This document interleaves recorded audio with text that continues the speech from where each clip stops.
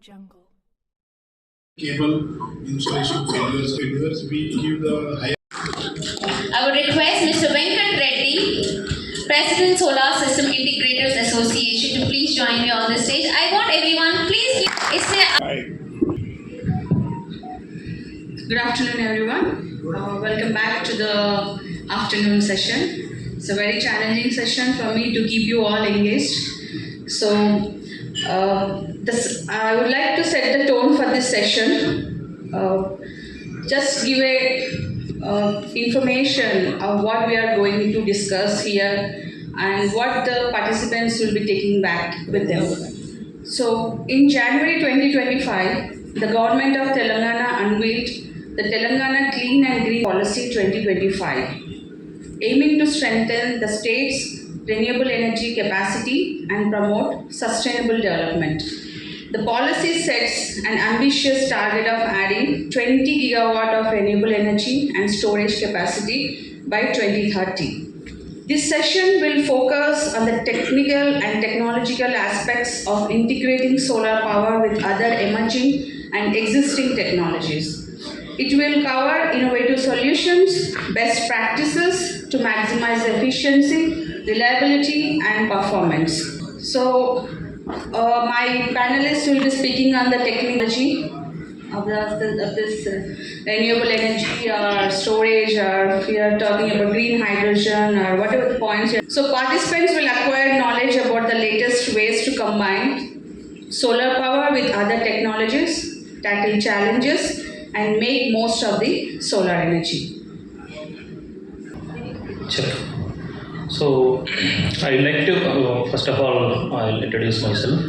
So, myself, I'm leading EHS function of Pidlite Industries Limited, Hyderabad. So, the main challenge, so our vision is adapting sustainability, various way of solutions are there. So, hello. Water conservation, fuel conservation, as well as energy conservation. So, solar is one of the main key area we are working for a long time. So especially the challenges, as Ms. Madhu Chandrika told, I want to the main challenges is we are into manufacturing of many adhesives like which is used for tiles. So many industries are there actually like us. So for example, if you are taking an industry which is operating in an industrial sector, the first challenge they are facing is dust. So one of our not 4-5 industries we have at Hyderabad locations are efficiency is getting reduced to 50%. So the water again, when you see into this challenge, the water footprint being used for cleaning these panels are again right now we are doing maybe the 14-15 feet meter height buildings. So we are using water to clean this, which is a very unsafe as well. So we are introducing some sprinkler, high jet pump, wherever it is in flat surface. The dust is the main issue. So we are also looking into various solutions, like there are solutions are in new cutting edge like electrostatic, some dust repulsion methods are going on research. So that also we are looking not only in India, abroad as well. So this is the first challenges we are facing in wherever our factories present at industrial sector. So like GD Metla, you can take an so jet shell where more construction chemical oriented factories are present. Myself Satish Babu, Managing Director Jaram Industries India Private Limited. Thank you for inviting me as a speaker in this occasion. BESS is going to be the crucial, the battery energy storage system is going to be the crucial factor to take up further solar projects across the country. Why? Because we have already reached a reasonable level in the country where in the daytime power solar is more than enough for maybe next 1-2 years. We will reach that level. After that, solar business is going to be a very difficult task if you don't have the alternative integrated solutions along with the solar. So central government has initiated a lot of process in the last 3-4 years. One is pumped hydro and integrating solar with the wind and battery energy storage system. Like only in a couple of states like Andhra Pradesh or Sikkim or Uttarakhand. In other states, it may be a difficult task to have bigger level of storage pumped hydro projects. So the best solution across the country and across the distributional area itself is battery energy storage system, which can be integrated in any area across the country in the limited space. And if you are going for pumped hydro, one more time you have to do some changes in the geographical and ecology and all these lot of natural resources you have to waste and misutilize them for one more time for the further pumping and storage. With the battery energy storage, you need only limited space, like a typical 20-feet container now can give you about 5 megawatt hour storage system now. And the timelines for this integration also is very low, like 5 to 6 months time people can implement the project and get into the commissioning level. So The topic you had chosen is my research subject also. So we'll discuss in detail about this. So the solar industry is rapidly moving towards higher efficiency technologies like TOPCon and HJT. But are we overlooking the long-term reliability? So, first of all, thanks for the Solar Quota for giving this opportunity. It's very privileged to be a part of it. Senior people will be joining in this team. So, my view in that, the technology-wise, because I'm working in the solar industry from the last 15 years, okay, where we have done multiple projects. So where we have seen, I started with a thin film technology where we have a 500 or 50 kilowatt, 50 watt pickup a panel or 80 watt pickup panel of thin film models which we have been seeing. With a dimension of almost, now what are the models which are coming right now? It is hardly at 10% or 12% of efficiency. But today if you see the dimensionally wise, the technology is changed like anything. So in the same dimension, you are getting almost 4x wattage in that, okay? So typically earlier we used to have a 10 acres of land which is required for a 1 megawatt of plant, but nowadays it's almost came to 2.5, 3 acres of land which is coming. So technology is definitely it is changing, but when it comes to the adaptability, what we see is that we are a little bit backside, because what actually happens is now because of the ALMM and Make in India manufacturing facilities. So what actually happens is the technologies where you go with the Chinese and maybe European countries, they're already shifted this TOPCon to into the HAT. Okay, even the model manufacturing planning is also doing in such a way that these lines are to be upgraded to the next level, because if you see that you have to increase. So the question is like, if you go to the monocrystalline or polycrystalline, which are in the market for last more than 100 years, and we know the reliability of that modules and how they perform in different conditions. So, but this TOPCon or HJT, which rapidly we are going for installations. So what I heard is that the corrosion and the light-induced degradation are the two major problems for the TOPCon, even though these are high in ROC conditions. So the thing is, if you see the reliable testing agencies like CEA, IPA Berlin, okay, these people are actually giving the white papers also where the installation already happened, because TOPCon is not only today's module, which is HED has been there from the long time. It's maybe more than 6 to 7 years. Scale solar power plants with green hydrogen production. As the government has said, 125 gigawatt is required to produce some 6.5 MMT green hydrogen by 2030. So, will you please enlighten us then? Yeah. Very good afternoon to one and all. This is Venkat Reddy from the Solar System Integrators Association. My role is there as acting as a president. So it's a very new question for me. Not a new question. That hydrogen is a new baby to India. In 2021, the central government has launched this mission to adopt this green hydrogen technology, and we are accelerating not that much as the other countries are accelerating. The different things will be there. But somewhat, when we come to the India in 2021, government has put a target of 5 million tons of green energy by 2030.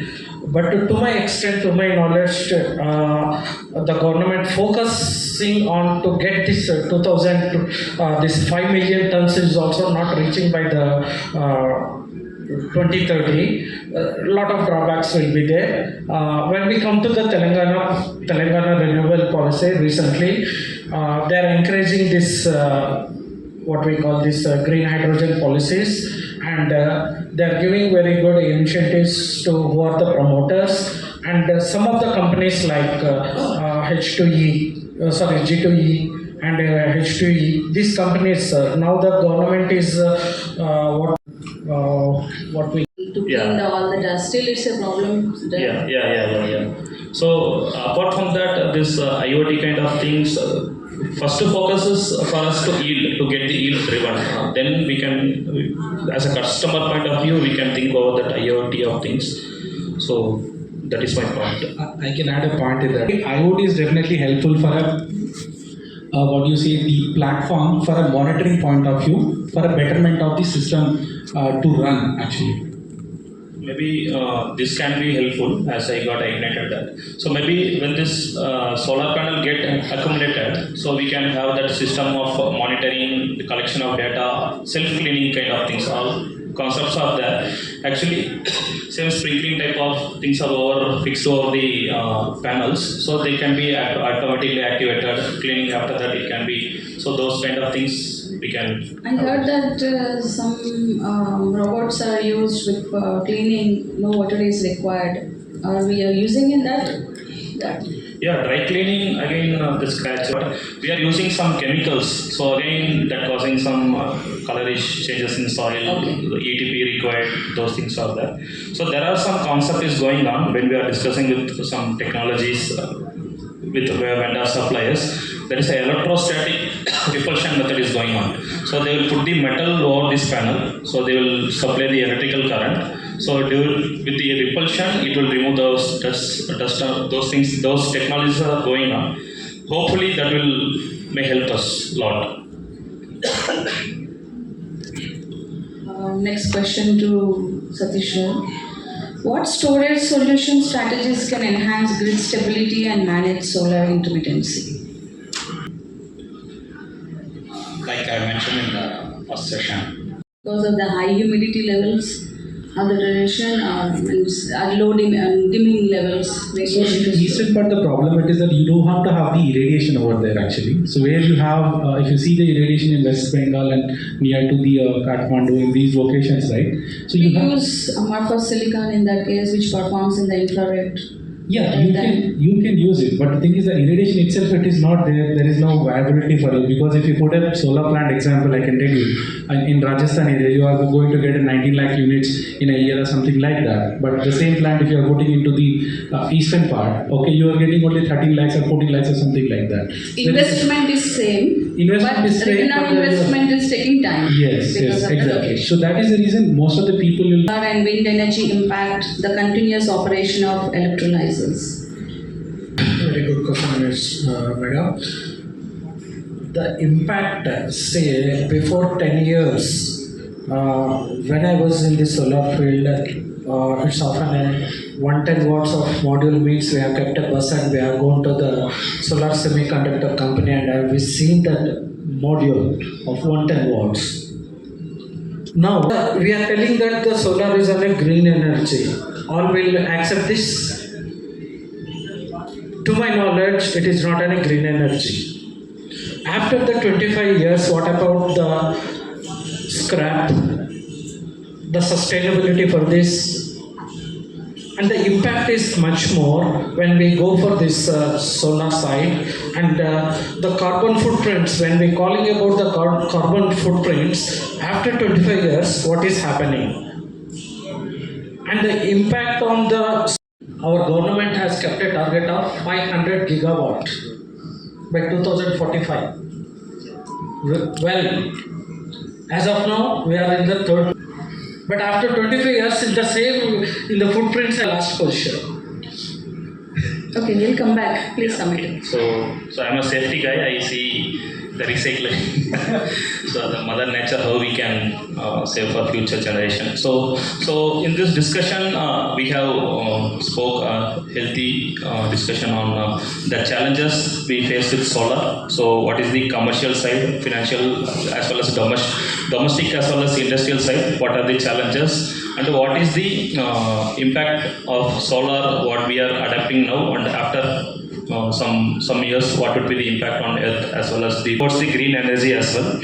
So comparatively, the discussion was good. So our I'd like to thank Teja ji. So as added more technical point in the terms of design, the locality wise, what would be the yield, what is the what the temperature plays a very important role in this solar yield. So everything, as well as Venkat Reddy ji gave you a good insight towards transition from solar to green energy. So I have evident this green hydrogen is a very good technology. So slowly India also will scale up towards very quick adoption towards that. So that's all. Thank you, Madhu Chandrika madam, for Yeah, thank you. moderating this session. Next item. Only the radiation aspect, why the most of the products are setting up, one good thing is that when the entire country is facing the dark around 5:30, 5:45, still in the western part of the country,